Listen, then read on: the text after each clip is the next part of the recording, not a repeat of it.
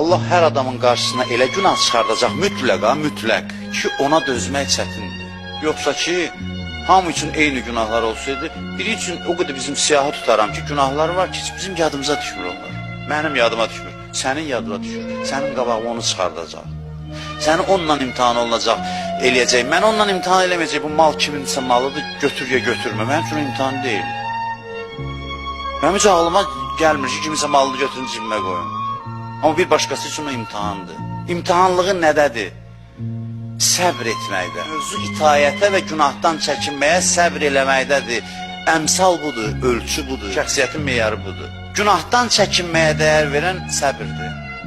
Hansı günahdan çəkindin? Çətin idi? Bəli. Səbr elədin? Bəli. Buyur cənnətə. Yoxsa yox. Hər günahdan çəkinməyə cənnət verməzlər. O yaxşılıqlar ki, səbrlə idi, o yaxşılıqlara qiymət verəcəklər. Onu etmək üçün səbr lazım idi. O pisliklər ki, səbrlə tərk eləməliydin, onlara qiymət verəcəklər. Sən itayətlər içində keyfə uyğunları seçmirsən, bir xətt düzəltmirsən, itayət xətti istəyirsən, bundan gedəsən, yox, mütləq hadisələr alt-üst eləyəcək. Allah alt-üst eləyəcək hadisələri. Bir hadisə çıxardacaq qabağına ki, səndən tələb olunan bir itayət növü var ki, istəmirsən geri o itayət eləyəsən, səbr eləyəsən, itayətin çətinliyinə.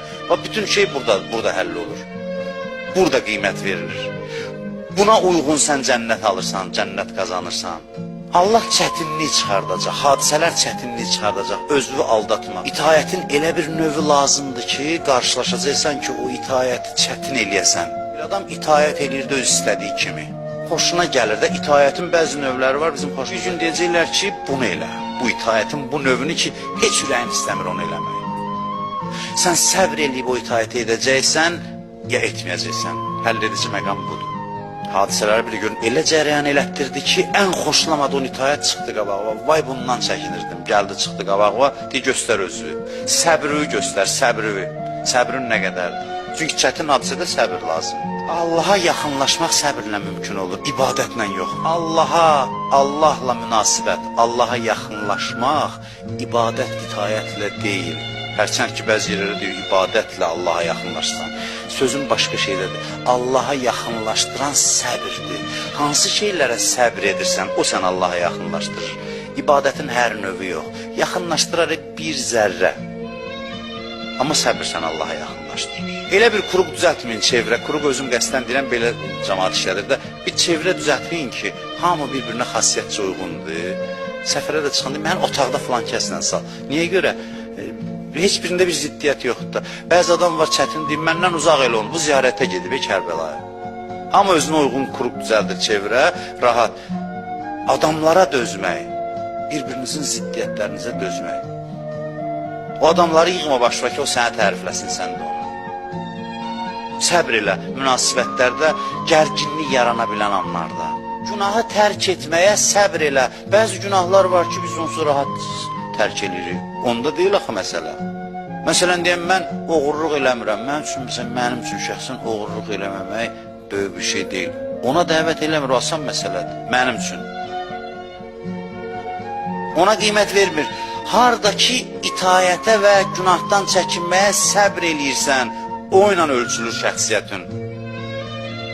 Hansı yerlərdə çətindir, o ilə ölçülür. Dözümsüzlük etmə.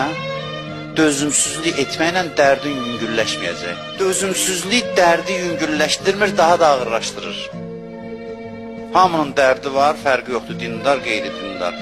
Dözümsüzlük dərdi ağırlaşdırır, daha da çətinləşdirir. Dözüm dərdi yüngülləşdirir. Praktiki bir göstərişdir. Dözümlü ol ki, çətinliklər sənə əziyyət verməsin. Çətinliyin qarşısında nə qədər özünü itirsən, dözümsüzlük eləsən, bir o qədər o çətinlik sənə çox əziyyət verəcək. Bəzi həqiqətləri anlamaq üçün ancaq səbir lazımdır adama. Yəni, bəzi şeyləri başa düşmək səbirli insanlara müyəssər olur. Deyir ki, qiyamət günü mən mükafatı ona görə verəcəm ki, onlar səbir elədilər. Və onlar nicat tapanlardır.